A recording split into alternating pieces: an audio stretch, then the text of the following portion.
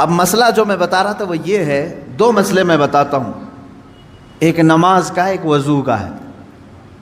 اکثر لوگوں کی یہ شکایت بھی میرے پاس آتی ہے، استنجا کر کے آئے، پیشاب کر کے باہر آئے، وضو کرنے کے لیے بیٹھے تو ایسا لگ رہا ہے کہ قطرہ ٹپک رہا ہے یا پیشاب کا قطرہ پھر سے نکل گیا۔ ایسے کئی لوگوں کو ہوتا ہے، پھر گئے وہ، پھر دھو کر کے آئے، پھر لگا کہ نہیں پیشاب کا قطرہ نکل رہا ہے۔ یہ اطمینان نہیں ہوتا کچھ لوگوں، حالانکہ استنجا کریں آپ، پورا اس میں استبرا ہے، یعنی کھانس کر کے ہو یا اٹھ کر کے، بیٹھ کر کے، پیر کو موڑ کے، کسی بھی طرح سے آخری قطرہ نکال دیں، یہ ٹھیک ہے۔ لیکن اس کے بعد آپ وضو کرنے کے لیے آئے، تب یہ وسوسہ آ رہا ہے، پیشاب کا قطرہ نکلا، پیشاب کا قطرہ نکلا۔ اب کیا حکم کیا ہے آپ کے لیے؟ ایک نمبر 1 یہ وضو کا مسئلہ، اس کا بھی حکم میں بتاؤں۔ دوسرا مسئلہ سن لیں، نماز 4 رکعت ظہر کی پڑھنے کے لیے کھڑے تھے، یا 4 رکعت عصر یا عشاء کی، 2 رکعت پڑھے، تیسری رکعت میں کھڑے ہوئے تھے، اب شک ہونے لگا کہ دوسری ہے کہ تیسری ہے۔ تیسری میں کھڑے تھے، یہ شک ہونے لگا یہ چوتھی ہوگی کہ تیسری ہوگی۔ ایسا ہوتا ہے بہت سارے لوگ۔ نماز کا ایک مسئلہ یہ ہے، آپ وضو کا ہے، دونوں کا حکم کیا ہے اس سے میں آپ کو اپنی زندگی کے متعلق بتاؤں گا۔ پہلا والا جو مسئلہ ہے پیشاب کے قطرے کا، پہلی مرتبہ ایسا کبھی ہوا ہے تو جاؤ دھل لو۔ ایک بار ایسا ہوا کہ پیشاب کا قطرہ ٹپکا ہے یا لگ رہا ہے، جاؤ دھل کے آ جاؤ۔ پھر ایک مرتبہ ایسا ہوا ہے کہ وضو کرنے بیٹھا ہوں، ایسا لگا کہ پیشاب کا قطرہ ٹپک گیا، جاؤ دھل کے آؤ، اور اتنا حصہ جہاں کپڑے میں لگا اس کو بھی دھل لو۔ تیسری مرتبہ بھی ایسا ہوا ہے، دھل لو۔ اب اس کے بعد شریعت کہتی ہے اب نہیں جانا، اس کے بعد اب وضو کے لیے اگر بیٹھو گے، تمہیں لگ رہا ہے کہ پیشاب کے قطرے ٹپک رہے ہیں، ٹپکنے دو۔ تم پانی لے لو ایک چلو میں اور اس جگہ پر چھڑک دو، پانی وہاں پر اس کپڑے کے اوپر چھڑک دو۔ کیوں؟ اس لیے کہ کہا گیا ہے کہ بعد میں اگر تمہیں وسوسہ بھی آنے لگے تو یوں سمجھ لو یہ پیشاب کا قطرہ نہیں بلکہ میرا چھڑکا ہوا پانی ہے، میرا چھڑکا ہوا پانی۔ اچھا ایسا کیوں کرایا گیا؟ شک تو ہو رہا ہے۔ سنیں فقہائے کرام نے فرمایا اے بندے، تجھے عبادت اللہ کی کرنی ہے۔ کس کی کرنی ہے؟ اللہ کو راضی کرنا ہے۔ اور یہ جو وسوسے آ رہے ہیں تجھے، یہ شیطان کے ہیں۔ اگر تو بار بار اٹھ کر کے دھونے کے لیے چلا جائے گا تو بات یہ ہوگی کہ تو شیطان کی پیروی کر رہا ہے اللہ کو چھوڑ کر کے۔ یہاں شریعت نے یہاں تک کہا کہ شیطان کی پیروی ہو جائے گی اگر کثرت سے تو کرنے لگ گیا۔ جب شیطان وسوسہ ڈالا اٹھ گئے، جب شیطان شک ڈالا پھر اٹھ گئے۔ بار بار اگر خیال آ رہا ہے تو اس پر عمل کرنا جائز نہیں۔ پانی چھڑک لو اور کہو میں شیطان کی پیروی نہیں کروں گا، میرے مولا کی عبادت کروں گا۔ دوسرا مسئلہ نماز کا کہ جس میں اگر 3 میں 4 میں شک ہو، ایک بار ہو گیا تو چلو دوہرا لو، 2 بار ہو گیا تو چلو ٹھیک ہے، جتنا یقین ہے اس کے آگے کی رکعتیں پڑھ لو۔ اب اگر بار بار ایسا شک ہوتا ہے تو فرمایا گیا اپنی نماز ویسی ہی کمپلیٹ کرو، اس لیے کہ یہ شیطان تمہیں وسوسے ڈال رہا ہے۔ اگر تم اس کے وسوسوں کی طرف جاؤ گے تو یہاں ہوگا یہ کہ تم شیطان کی پیروی میں لگ گئے۔ حقیقت میں نماز تو رحمان کی عبادت ہے۔ آپ سمجھ رہے ہیں؟ یہ 2 مسئلوں سے میں تمہیں بتاؤں گا میرے عزیزو، پوری زندگی بھر شیطان اسی طرح سے کرتا ہے، تمہیں اپنے اصلی مقصد سے ڈائیورٹ کر کے کسی عام فضول چیز میں لگا دیتا ہے، فضول چیز میں لگا دیتا ہے۔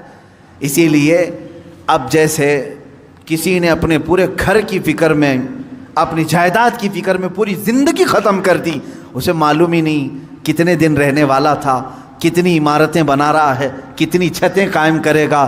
اے بندے، تیری زندگی لمبی سے لمبی جاتی تو 70-80 سال کی، تو بنا ہی رہا ہے 30-40 سال کی عمر میں، بچے ہیں تیرے پاس 25-30 سال، ان 25-30 سالوں کے لیے تو نے اپنی پوری زندگی جھونک دی، صحت و طبیعت سب برباد کر ڈالی۔ لیکن جہاں 100 سال سونا ہے کہ 200 سال کہ 500 سال کہ 1000 سال، ہمیں معلوم نہیں قبرستان میں کتنا سونا ہے، وہاں کے لیے بندہ ایک رات کی بھی عبادت کرنے کو تیار نہیں، ایک تسبیح گھمانے کو بھی تیار نہیں، وہاں کی عمارت تیار کرنے کو بندہ تیار نہیں۔ یہ شیطان ڈائیورٹ کر چکا ہے تمہیں، تمہاری اصلی منزل تو وہ تھی، تمہیں لگا دیا کسی اور کام میں، تمہیں لگا دیا کسی اور کام میں۔ عزیزان گرامی، اسی لیے تو شاعر نے کہا تھا، آگاہ اپنی موت سے کوئی بشر نہیں، سامان 100 برس کا ہے پل کی خبر نہیں، 100 برس کے پلان ہے پل کی خبر نہیں۔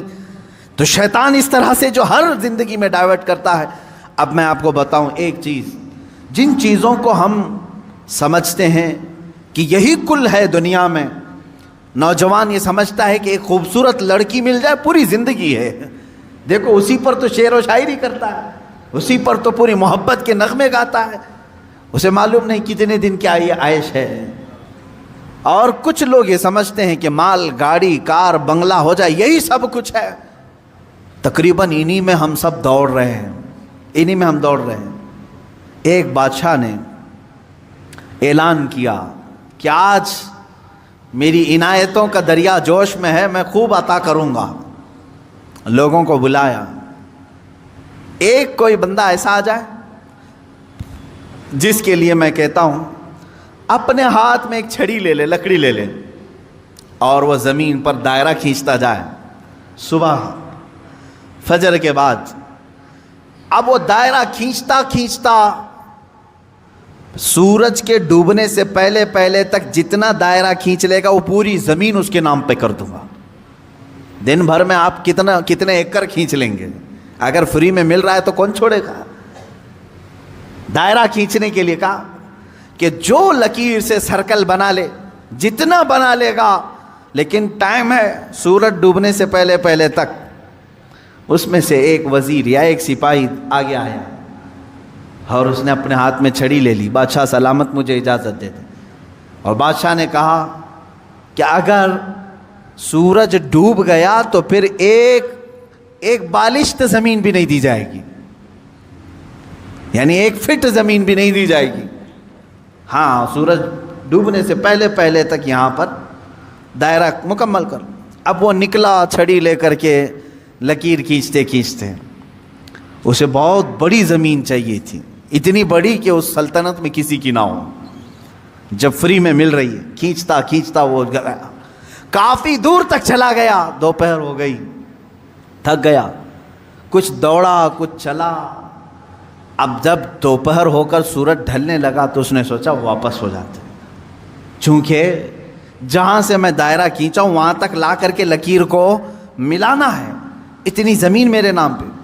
اب واپس ہوا، اب یہ کتنے کلومیٹر کی زمین گھیرا تھا واللہ عالم، دوڑا تھا اس نے صبح سے لے کر دوپہر، نہ کھانا ہے نہ پانی ہے، دوڑ رہا تھا۔ دوڑتے دوڑتے سورج پیلا ہو گیا، عصر کا وقت آ گیا۔ اب اس نے دیکھا کہ بادشاہ کا محل اور سپاہی سب قریب نظر آ رہے ہیں، دل میں ٹھنڈک ہو گئی، میں پہنچ جاؤں گا۔ سورج کے ڈوبنے سے پہلے پہلے میرے بگننگ پوائنٹ جو ہے، جہاں سے سٹارٹ ہوا تو وہاں تک پہنچنا ہے مجھے، لیکن تھک گیا تھا، آزا جواب دے رہے تھے، نڈھال ہو گیا، شاید آدھا کلومیٹر یا 1 کلومیٹر باقی رہ گیا ہوگا، چلنے کی سکت نہیں رہی۔ لیکن باہر سے وہاں سے لوگ آوازیں دے رہے تھے، بہت لمبی زمین تو نے گھیرا ہے، اتنی بڑی زمین کسی کو نہیں ملی سلطنت میں، آ جا دوڑتے ہوئے۔ کچھ لوگوں نے ہمت دکھائی، حوصلہ دلایا، دوڑا اور تیزی سے دوڑا، پھر دوڑا، سورج ڈوبنے کے بالکل پاس میں آ گیا، سورج غروب ہونے کے لیے بس آدھا سورج اندر جا چکا تھا، اور اس کا پوائنٹ جہاں سے شروع کیا تھا وہ بھی قریب نظر آ رہا تھا، وہ بھی قریب نظر آ رہا تھا۔ دوڑا اور دوڑا، یہاں تک کہ اپنے اس پوائنٹ کے بالکل پاس میں پہنچا، لیکن سورج ڈوبا۔ کتنا باقی تھا؟ سورج ڈوبنے سے پہلے پہلے وہ اپنے پوائنٹ پہ پہنچ گیا، اس طرح کہ پیر اس کے ایک طرف، ہاتھ اس کے اس طرف، سو کر کے اس نے اپنی لکڑی آگے کی، پوائنٹ پر پہنچ گیا۔ اس کے بعد سورج ڈوب گیا۔ اب اس کی ہو گئی زمین، جتنا صبح سے لے کر دوڑا تھا اس کی ہو گئی زمین، لیکن جب قریب میں آئے اٹھانے کی کوشش کی تو اس کا انتقال ہو چکا تھا. دن بھر ایسا دوڑا تھا کہ روح نکل گئی، اسی طرح پڑا تھا. اس کے پیر اور اس کے ہاتھ، اس کا ہاتھ کی موجود لکڑی اس پوائنٹ تک پہنچی ہوئی تھی اور وہ وہاں مرا ہوا پڑا تھا، روح نکل چکی تھی. بادشاہ آیا، وزیروں کو کہا اٹھاؤ، اس کی قبر یہیں بنائی جائے گی جہاں یہ انتقال کیا ہے. اس کی قبر وہیں کھودی گئی. کتنے فٹ کا رہا ہوگا؟ 6 فٹ کا رہا ہوگا، جتنا بھی رہا ہوگا. قبر اس کی بنائی. بادشاہ نے ایک بہت تاریخی جملہ اس کی قبر پر لکھا، کہا کہ اس کو ضرورت صرف 6 فٹ کی تھی، دوڑا پورے دن بھر،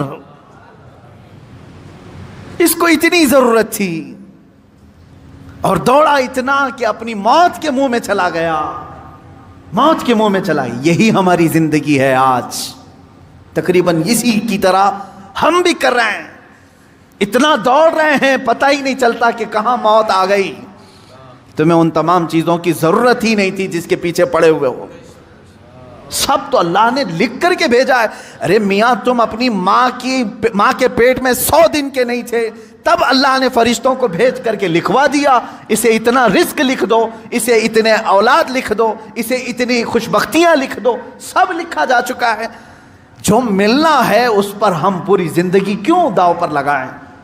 ہمیں تو اس مولا کو راضی کرنے کے لیے زندگی خرچ کرنی چاہیے. ہم وہ نہیں کر سکے. میں یہاں چند بزرگوں کی بات بتا دوں. اللہ والے کیا دنیا میں انہوں نے کچھ حاصل نہیں کیا؟ مخدوم علی شاہ مینا رحمۃ اللہ تعالی علیہ، محمد شاہ مینا رحمۃ اللہ علیہ، لکھنؤ کے بڑے بزرگ، ان کی سیرت میں نے پڑھا. جانتے ہیں عبادت بھی کیسے کرتے تھے؟ اللہ اکبر. رات کے وقت کھلی دیوار جو ہوتی، کمپاؤنڈ جیسے ہوتا ہے دیوار کے اوپر کھڑے ہو جاتے تھے، عبادت کے لیے کھڑے ہوتے تھے. ادھر بھی نیچے، ادھر بھی نیچے، بیچ میں دیوار ہے. کھڑے کھڑے عبادت کرتے تھے رات تک. لوگ کہتے کہ حضور مسجد ہے، نیچے صحن ہے، آرام سے کریں. کہتے جب آرام ملتا ہے تو نیند آ جاتی ہے، آرام ملتا ہے تو نیند آ جاتی ہے. میں دیوار پر کھڑا ہوتا ہوں اور رات کو نیند آتی ہے تو کبھی کبھار دیوار سے گر جاتا ہوں. تو کہا گر جاتے ہیں پھر بھی کھڑے ہوتے ہیں؟ کہا ہاں، جو جسم غافل ہوگا اس کی سزا یہی ہے کہ وہ دیوار سے گرایا جائے. جو اپنے مولا سے غافل ہو اس کی سزا یہی ہے کہ اسے گرایا جائے. یہ اللہ والے تھے جو لمحے بھر کے لیے غافل ہوتے تو اپنی جسموں کو سزا دے دیتے تھے. حضرت سیدنا ابو بکر شبلی رحمۃ اللہ تعالی علیہ، یہ ہمارے سلسلہ قادریہ کے بڑے بزرگ ہیں. بہر شبلی شیر حق دنیا کے کتوں سے بچا، ایک کارک عبد واحد بے ریا کے واسطے. ہم شجرہ میں پڑھتے ہیں ان کا نام. حضرت ابو بکر شبلی رحمۃ اللہ علیہ بغداد شریف کے بزرگ ہیں. سیدنا امام اعظم ابو حنیفہ رضی اللہ تعالیٰ عنہ کے پڑوس میں دفن ہیں. آپ جب رات کو ذکر الہی کے لیے کھڑے ہوتے یا عبادت کے لیے کھڑے ہوتے، ایک مرتبہ ایسا ہوا کہ آپ کو جھپکی آئی، نیند آئی. یہاں تو لوگ رات تو چھوڑے جمعہ میں سوتے ہیں، بہت سارے لوگ تو جمعہ میں اپنی نیند کمپلیٹ کر کے آتے ہیں. پتہ ہی نہیں چلا کہ امام کب کھڑا ہوا، اقامت کب ہوئی، خطبہ تو پورا نیند میں چلا گیا. واللہ عالم سوتے ہیں یا پھر کشف کرتے ہیں، مراقبہ کرتے ہیں، 4تھی منزل پر پہنچتے ہوں گے.